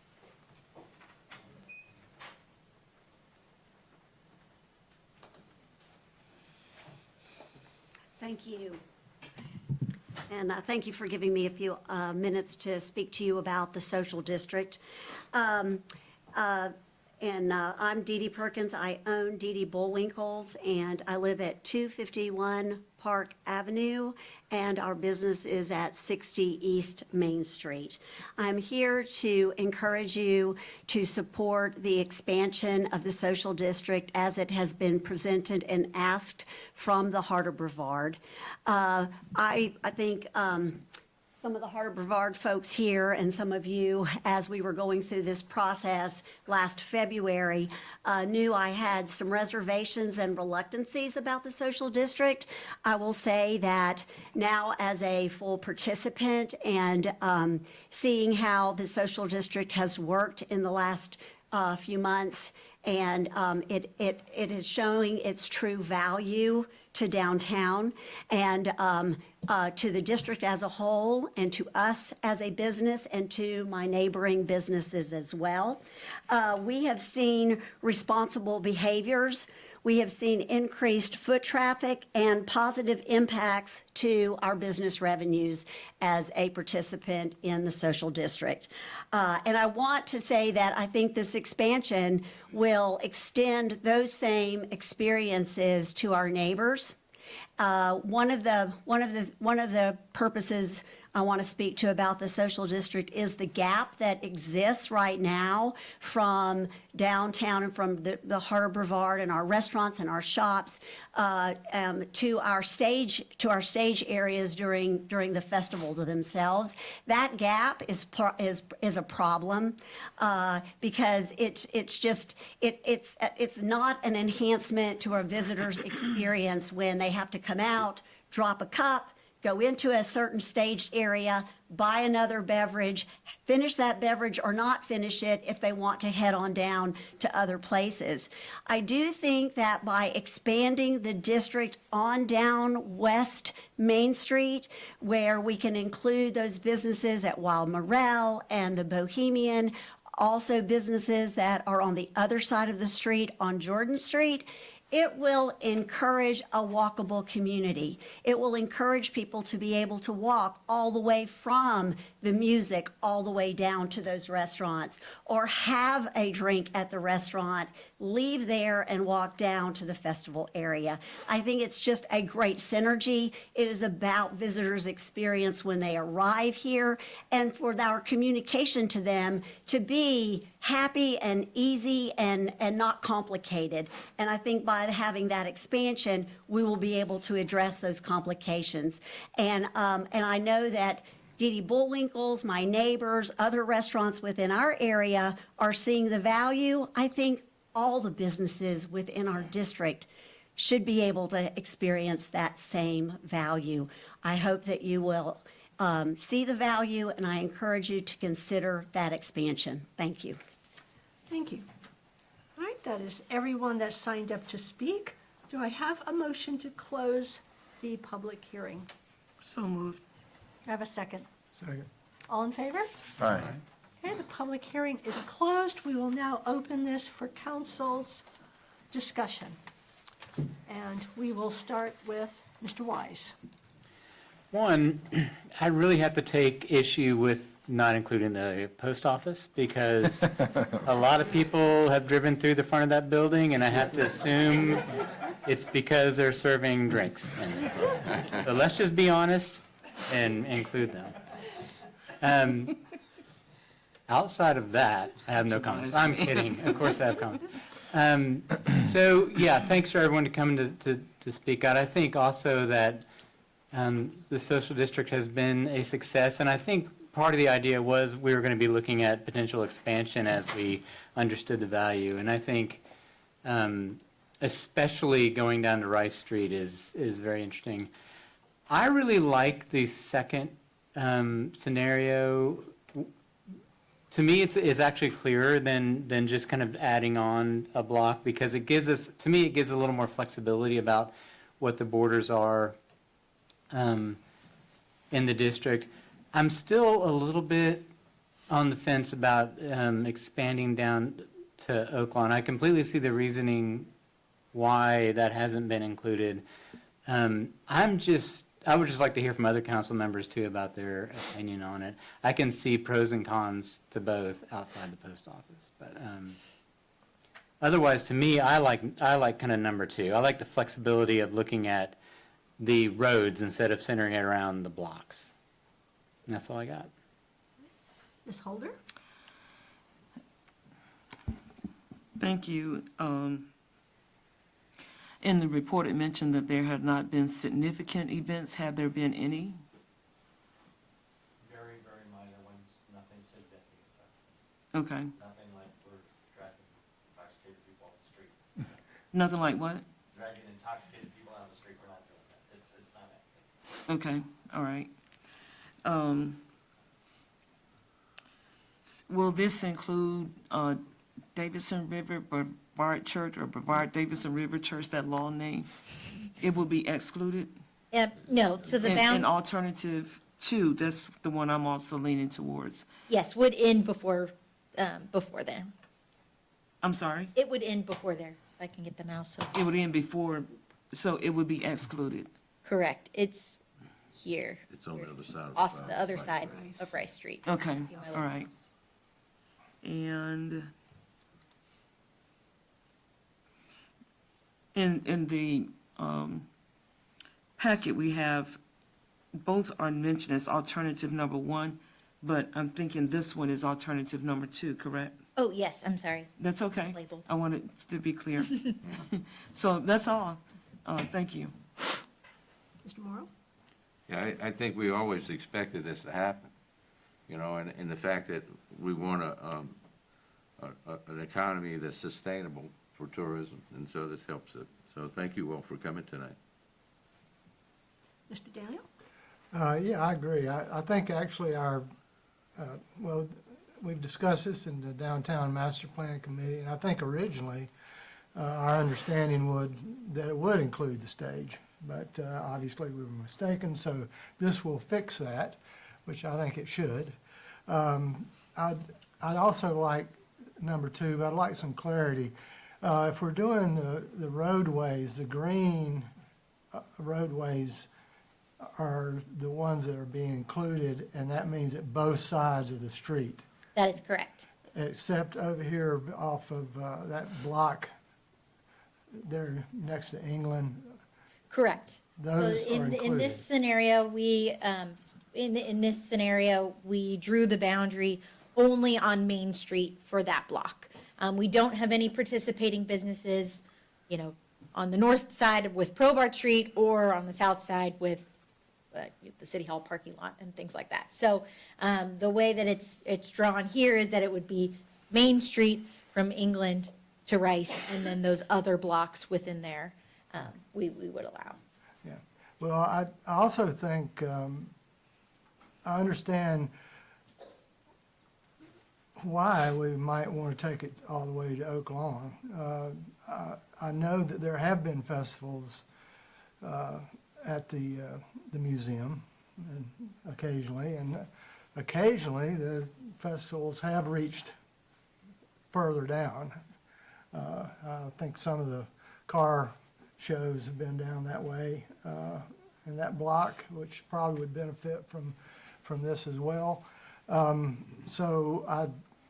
And if it's the roadway to Oak Lawn, I think it would include most of what the Heart of Brevard is asking for.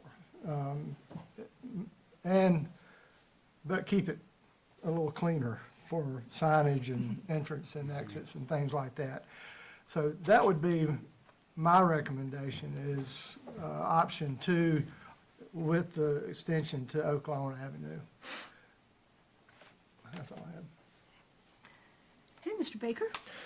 Yeah, I want to thank everybody for bringing this forward. Thank the Heart of Brevard. I was glad that people reminded me that when we were talking about this a year ago, it was considered a pilot program, that we were kind of testing it out, going to see how it goes, and here we are. It's hard to believe it's been a year later, but and everything's going well, so it's time to talk about what the next steps are. I'll also just say quickly that I can very much appreciate the Heart of Brevard's sense of urgency on this because they have to deal with the NCABC after talking with us. And I think they win the award for possibly the slowest state agency, even slower than the DMV. So I think we should act tonight if we can. I did have a question, just a clarifying question on the road, I guess alternative 2, just to ask that. So there are some buildings there that are set off of the road. And I know that when you pull an ABC permit, you actually have to, you have to show them the perimeter for your ABC permit. And you might actually have the ABC permit. So say there's a business in Water Oaks Suites that is an ABC permit holder. I know there's not now, I don't think, but there could be. And if their permit stopped at their door, would they be able to participate in the social district since there would be a gap of the parking lot until getting to the right-of-way of Main Street? Yes. Other municipalities use this model, and it works perfectly for them, regardless of the location of the building. Okay. It would be Yeah. the property boundaries, not the individual licensee place boundaries that would govern this. So Okay. parking lot at Water Oaks would still be part of the property, the whole Got it. parcel. So it's not just the right-of-way, it is also the property that is fronting that right-of-way? Right. Okay. Correct. So that's why it has the text amendment that has to go with it if we adopt this alternative, to make it extra clear that it is not just those located within the boundaries, but also contiguous to. Right. And so that's why this scenario has the text amendment that is paired with it. Okay. I am sensitive to staff's idea that the MSD map is not necessarily easy to digest as a citizen. And also, as somebody participating in the social district, I'm thinking about all the signage we would need for a situation like that. So, but I also think that staff talking about the existing businesses along West Main Street to Oak Lawn as a reasoning for not necessarily including them is a little bit short-sighted because, I think the social district and a lot of the zoning things that we do are meant to encourage development and new businesses. And so if the social district is extended, I could see some of those buildings, changing into a different function in the years ahead. And people like Emery and Russ that are opening territory may have been quicker to do so if they could dream big and could see that it was a part of the social district already. So in my mind, I think alternative 2 seems like the proper way to go with the addition of West Main Street to Oak Lawn, just like we've extended to the east to Rice Street. And I'm happy to make that motion. All right, I was just going to ask for a motion, so. I'll second it. All right, we have a motion and a second. Is there any additional discussion by anyone? No. Ms. Holder? By going to Oak Lawn, would the extension on Main Street be just that green strip, just like it is on the other side of Gaston? That is my understanding. Yes. Okay. All right. Any other questions or comments? All right, then we have a motion and a second on the table. All in favor? Aye. Aye. Opposed? The motion passes. Thank you very much, Emily, and thank you, council, for the quick action as requested. All right, we have the consent and information, which is number 1, the property tax releases of January 2025. 2, the finance report for the quarter ending December 31st, 2024. 3, the budget amendment 2503 insurance proceeds. 4, budget amendment 2504 mower purchase, NCLM safety grant. 5, council public safety committee minutes November 25th of 2024. 6, Council Public Works and Utilities Committee minutes, December 5th, 2024. 7, Council Housing Committee minutes, December 10th, 2024. 8, Council Downtown Master Plan Committee minutes, December 11th, 2024. 9, Council Finance, Human Resources, and Citizen Appointments Committee minutes, December 16th, 2024. 10, Council Parks, Trails, and Recreation Committee minutes, December 18th, 2024. 11, Council Public Safety Committee minutes, December 6th, 2025. And 12, correspondence, the ABC Board minutes, December 5th of 2024. Do I have a motion to approve the consent agenda? So moved. Do I have a second? Second. Worrell? Oh, okay. All in favor? Aye. Consent agenda is approved. I think at this point, we will take a 10-minute break before we move into the sign ordinance again. All right, 10-minute break, everybody.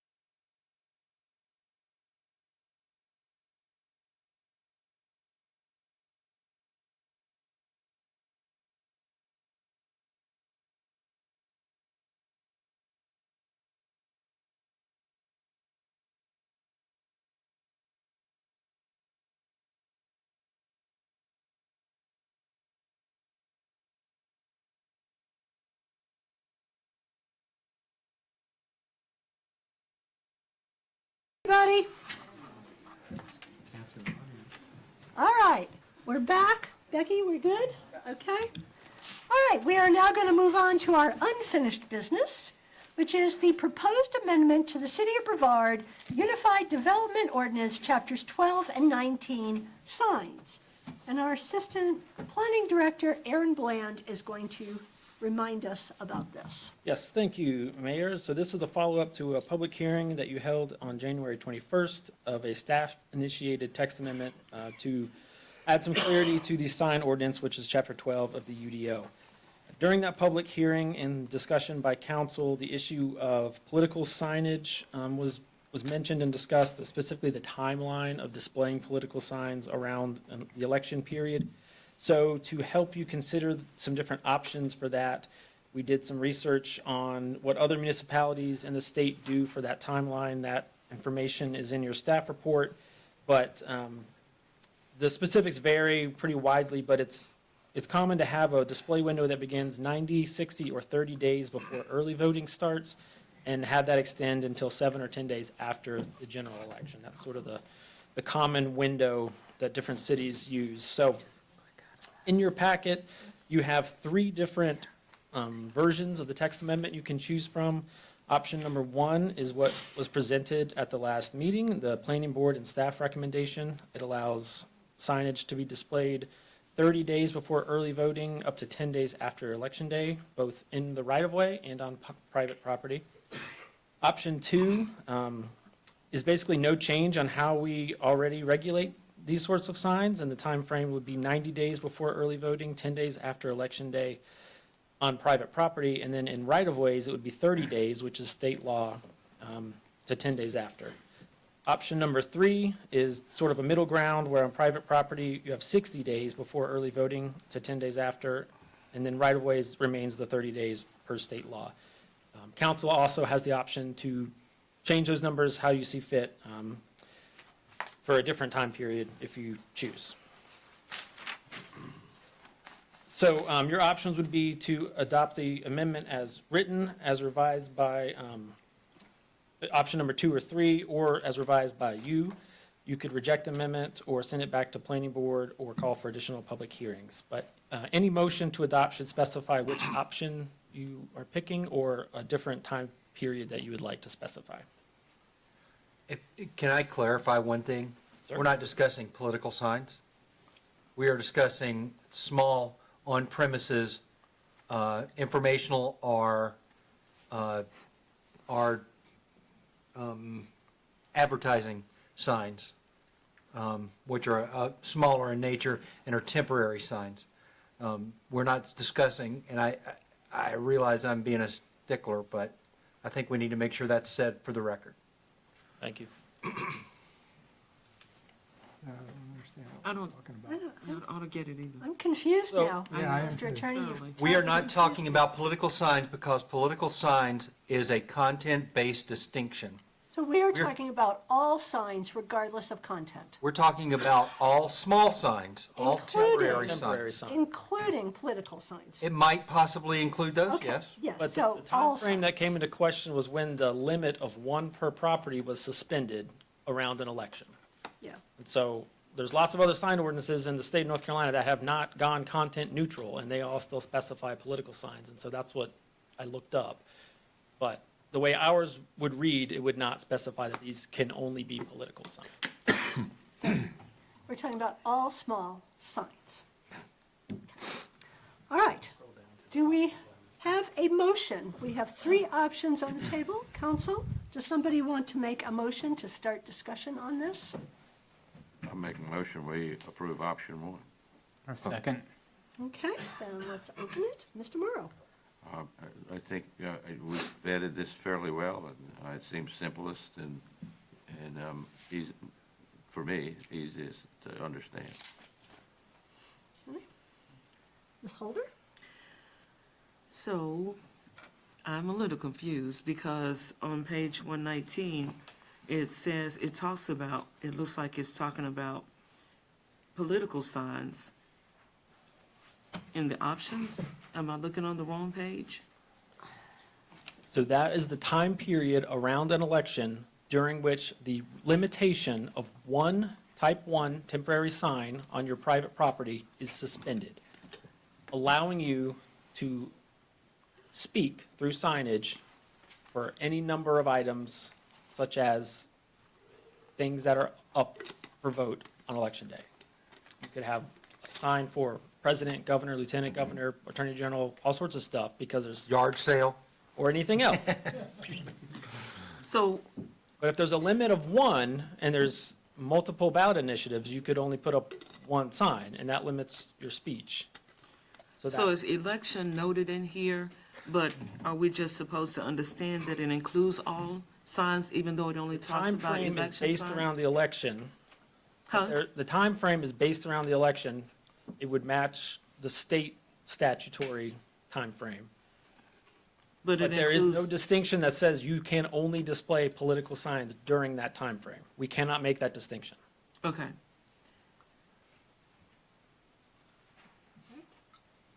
Okay, It is confusing.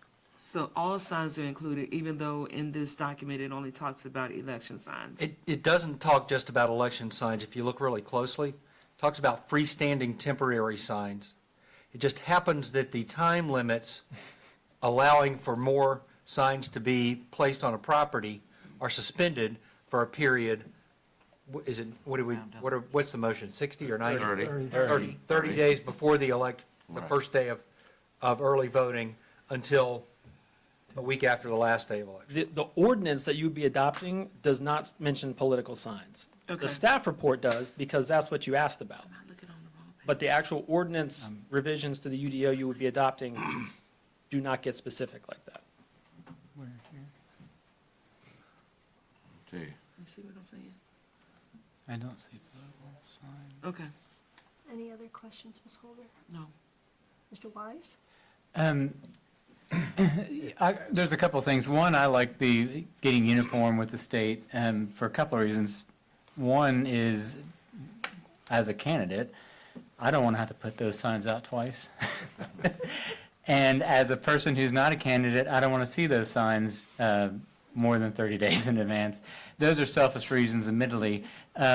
More importantly, I think getting our ordinances aligned with the state is just makes a streamlined approach, makes things easier for everyone involved in order to actually try to enforce this ordinance. Right now, it's kind of all over the place. I think it's challenging for everyone to understand what goes there and why, and then we have people calling you to say, take up this sign when it may be perfectly legal. So the more we can get this streamlined with the state, I think it's just the easier. I definitely don't think it's curtailing anyone's free speech. Anything else? Mr. Daniel? To align with what Lauren's saying, we don't need signs up elections are getting longer all the time anyway. It's a small step forward to shortening elections. Mr. Baker? Good luck with that. Yeah, I agree.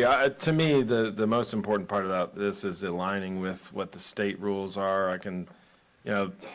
Unfortunately, things around signage, particularly right around Election Day, have gotten more heated. We've had more conflict, not less on that front. And I think having a different rule with the state just adds to the confusion and potential conflict. I also think it makes it hard when staff needs to enforce something if there are various rules that they're looking at, or that the public is looking at, both at the state level and at the local level. So I think it makes the most sense to align with the state rules and have one rule that applies everywhere. All right, we have a motion and a second to approve option 1. All in favor? Aye. Opposed? Option 1 is approved. Thank you, Mr. Bland. Thank you. All right, we are moving on to new business. We have the one item that was added to the agenda, which is the proposed statement from Brevard City Council. We have no staff report on this as it was done today. So with council's allowance, I will give just a short background as to why this is in front of you. This is the result of quite a number of individuals and organizations coming forward to express their concerns right now regarding immigration and what is going on. And in particular, a lot of our immigrant community here in town, where people are expressing fear of going to school, fear of going to the grocery stores, fear of going to their churches. And I have been asked repeatedly in the last week, what is the city's policy in terms of immigration enforcement? And so to try and clarify this, I've worked with the city manager and the police chief in terms of not stating anything that's new. There is absolutely nothing in here that is a new policy. This is what we've been doing all along, but it is putting it out so when people ask, we can have a consistent answer that says, this is what the city does with law enforcement. We understand this is a dynamic and moving environment, and things might change. Federal law might change, and we might be forced to change our position. But today, our position is that our law enforcement does not do immigration enforcement, that we do not act in terms on an individual status. We react to the actions. Either they have broken a law, they have not broken a law. And one of the biggest concerns that we have, that I've heard from the community, is that our immigrant population, a lot of our Latino population, are now afraid, if they needed help, to call law enforcement. We don't ever want somebody in this community to be afraid to call for help.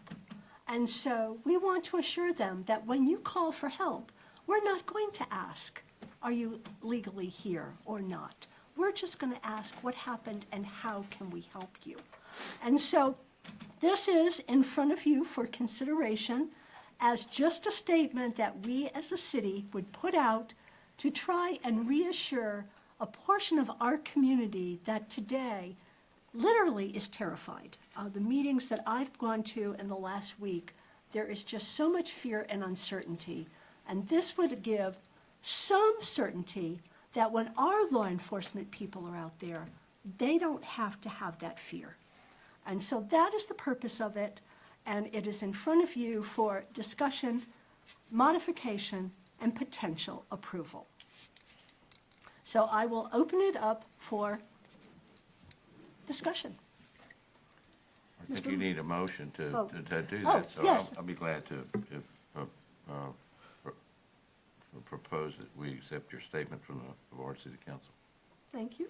I second it. All right. Now, thank you for that. Yes, I forgot my procedures there. Let's open it for discussion. Mr. Morrow. Well, you know, I really do think it's, we are challenged by the position we sit here to defend good government. And part of that means explaining to folks clarification of so many rumors that are out there. And I know my family members who are in a panic because they've been working with Hispanic families in their employment for over 20 years, and I heard firsthand they're worried about their uncle or their aunt or their cousin or somebody that's they're the second generation of employees in this company, and they really are in fear, and that is so sad. So if in our community we value our citizens. We met them here, and many of them for the first time a few weeks ago. I was very proud of what the staff and the city did to be able to pull them in tighter to the community. And so it hurts to think that they are anxious. And we also know that, personally, there are things can get out of hand. And we've seen that in this community. And so I think it's a wonderful clarification. Thank you, Ms. Morrow. Ms. Holder? I agree with this statement. I'm glad we're making it. I would like to maybe explore more what we can do to help. I spoke with someone from the Hispanic community who was in tears and just about had me in tears. And I had to think and put myself in their position. You know, what if they went to get Mason? Just because of how he looks or from where he hailed. And, you know, that's what they're dealing with. Sending their kids to school, and will my kid come home from school, or will I be home when my child comes home from school because of this? So I'm glad we're making the statement. And, but they also understand that ISIS could come in, or someone could come in and without the permission or the going through the police officers or the chief or the sheriff, they can just do it. And so I would like to explore more ways that we can help them. This is a great statement, but what else can we do to augment what we're doing here? Thank you, Ms. Holder. Mr. Wise? Thank you for getting this out in front of us. It's been on my mind, certainly. I think we've seen some pretty chaotic change in the past 2 weeks. A lot of people are scared in our community and all over the country. I think we have an indefensible history of how we treat people that don't look like us. And we're really seeing that highlighted now. I know specifically people who during Helene went and helped the Latin community, Hispanic community, and turned around and immediately want to get those people deported, whether they're truly American citizens or not, just because they don't look the same as they do. And that makes me mad. So I fully support this and want to do everything we can to really convince that this community is one community. We all belong together. We're all of one heart. We can't do it without each other. I don't care at all what you look like or where you come from. This community doesn't exist without everybody, in my opinion. That's all. Mr. Daniel? Ex pluribus unum is our national motto. It's official. From many one. To have a large portion of our population living in fear it's untenable. It's hard to comprehend, actually. To deny any group of people, whether they are Latino, whether they're LGBTQ, African American, women, whoever, to deny them the American dream is to deny the heritage and history that has made this country great. Not strong and not dominant, but great. And I think this is a small statement from a small town, but it's something that we all have to do. We have to stand up and we have to speak to protect our neighbors and protect the government that I believe in. I will stand up and protect the government I believe in, and I hope that you will all too. Mr. Baker? Yeah, I really appreciate us doing this tonight, and I think we've seen certainly over the last couple weeks that government does not have to run with clear intentions or understandable values, that a government can run in pure chaos. And I think it's important for this statement, as the mayor said, it doesn't say anything new. We're not making breaking news here, but we are making it clear what our role is here at the City of Brevard. And we're also making it clear what our values are. And I think it's important to note that today, when we heard from so many of our downtown business owners, that 2 of them were immigrants. And those folks are the fabric of our community. They're right in the heart of downtown Brevard, and making this a better place.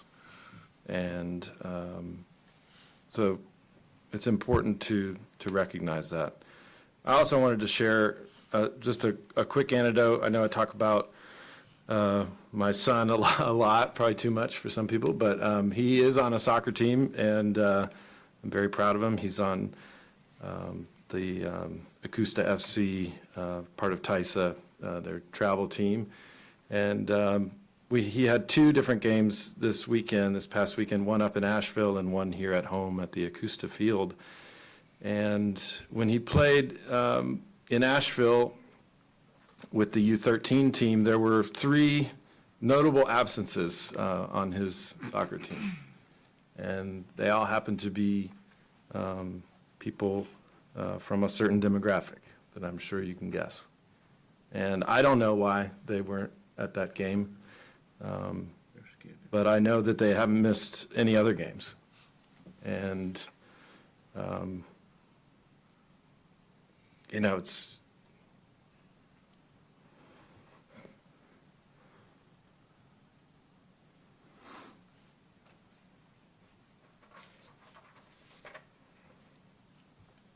sorry. It is heartbreaking that something like soccer that is so important to kids and teammates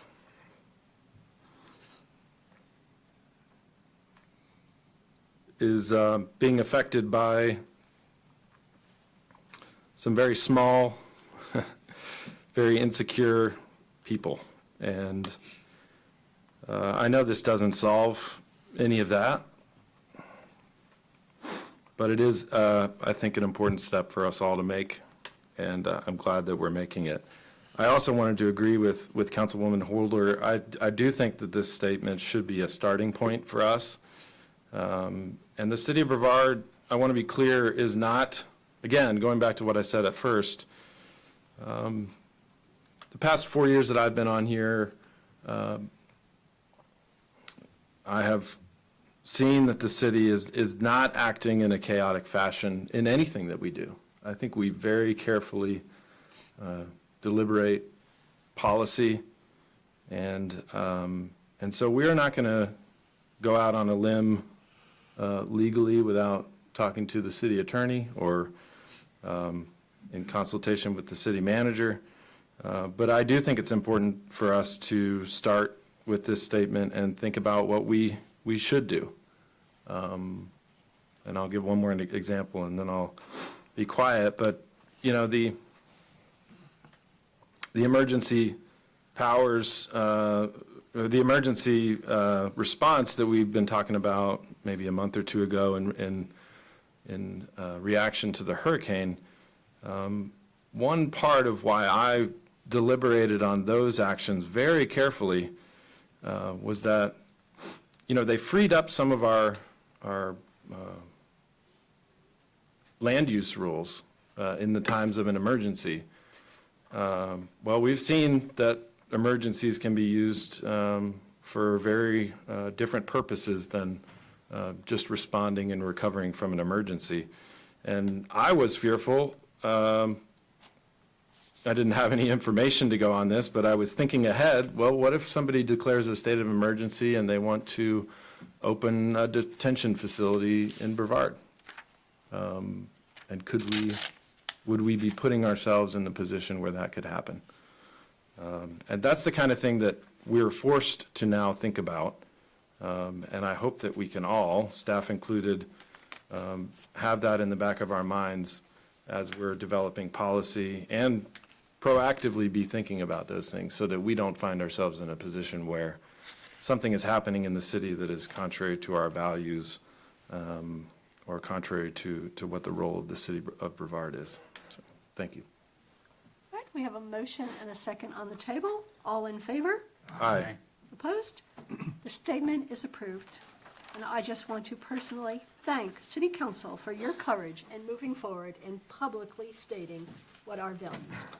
This is the city of Brevard, and this is important. All right, we are now on remarks and final considerations. So, let's start with Mr. Morrow. Good, thank you.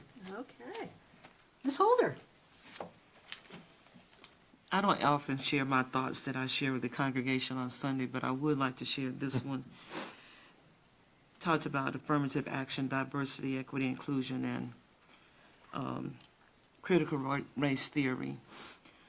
And my point is that the onus is now on us.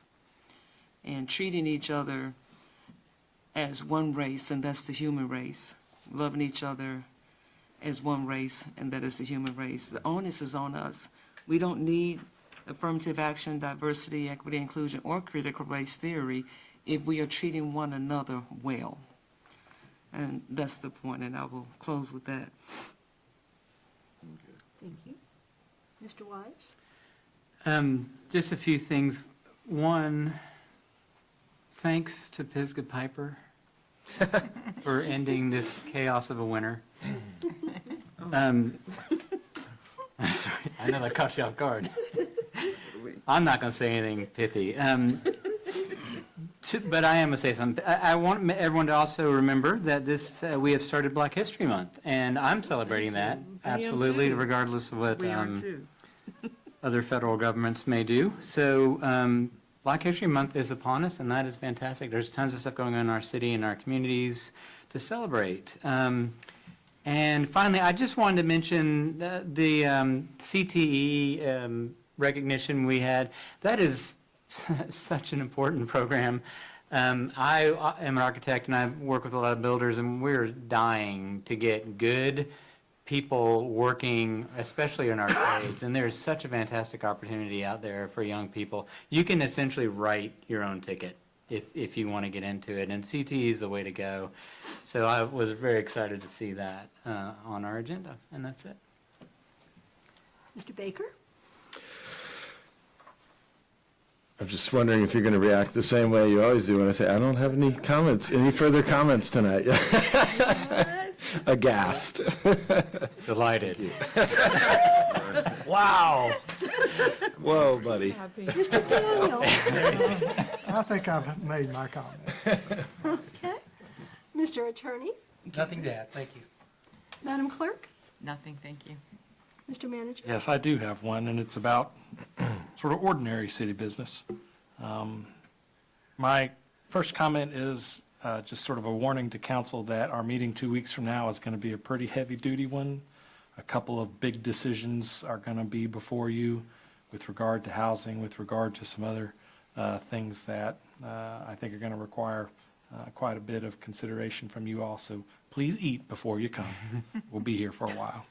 And I'll preview one of them now, and that is, I got some comments to make about Times Arcade Alley. There's actually 3 separate but related items that will be before you here in my comments and at our meeting 2 weeks from now. If you'll recall, late last calendar year, I actually sent in one of my Friday memos a preview of this item, and so it's time to take it up.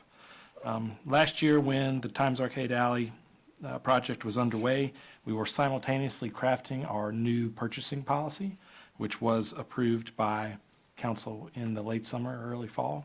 And so even though it wasn't in place when we started that project, I feel like it makes good sense to apply its terms to that project. And so, therefore, I got to notify council that I approved some change orders for that project that exceeded the total approved budget amount by about $20,000, and I'll give you the reason for those now. But before I do, just a reminder, the new policy gives me the authority to approve change orders up to the project budget that's set by you all, which in the case of Times Arcade Alley was $1,207,000.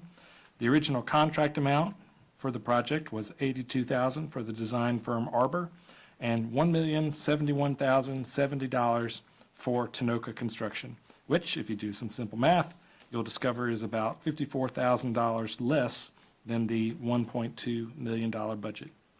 The total change orders I have approved are $82,100. However, the new policy does have a provision that gives me the ability to deviate from its requirements if the change orders involve critical timing issues, and second, if I notify council, which is what I'm doing now.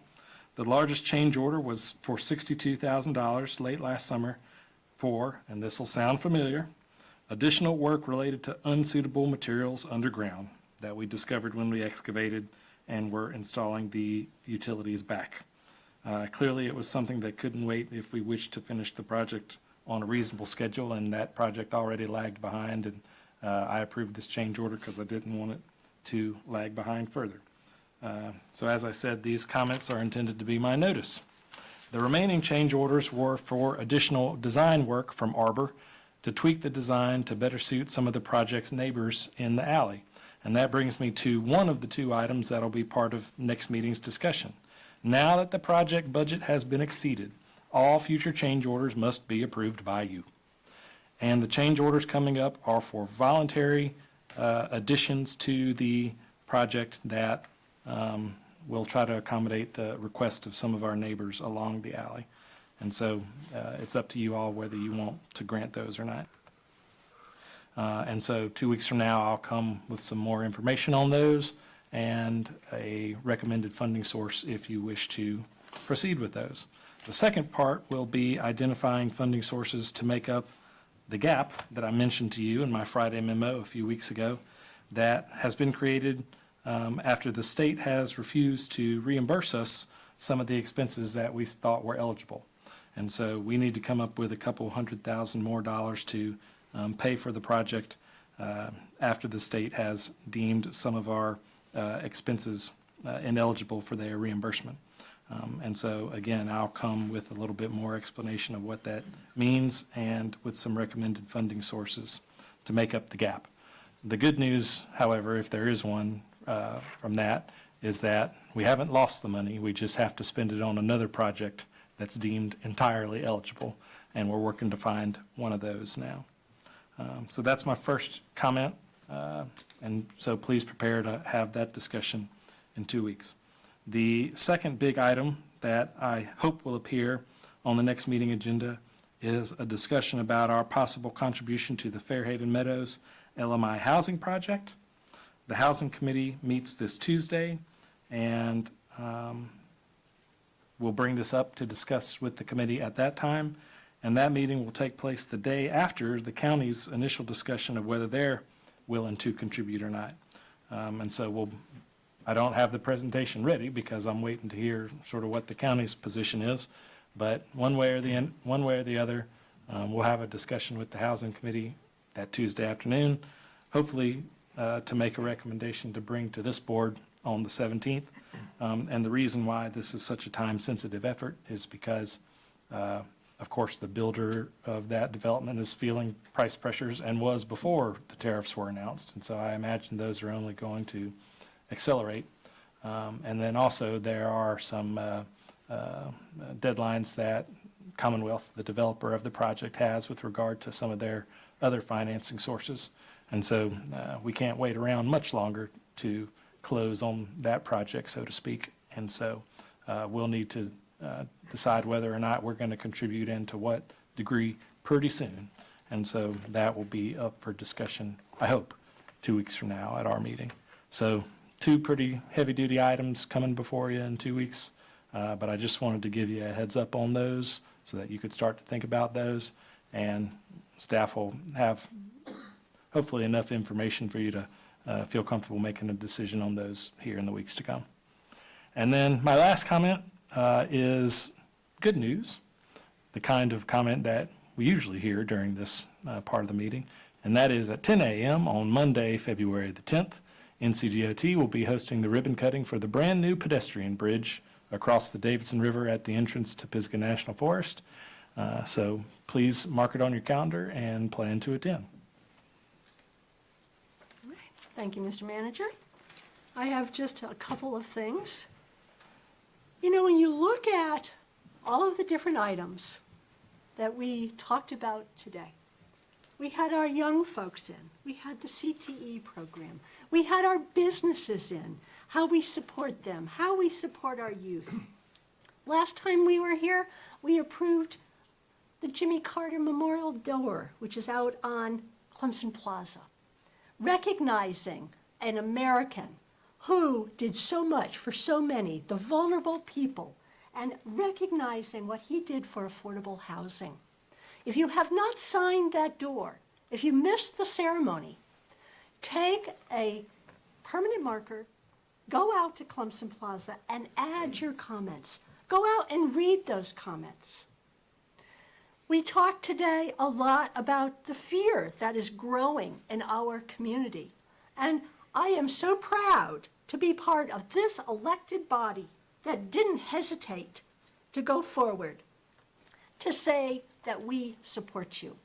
And we will be out there for each individual, for each family, because that is what Brevard is all about. We are there for our elderly. We are there for our age-friendly community. We are working to support the young, the old, our immigrants, our diversity. Yes, it is Black History Month. We will celebrate that the way we have always done.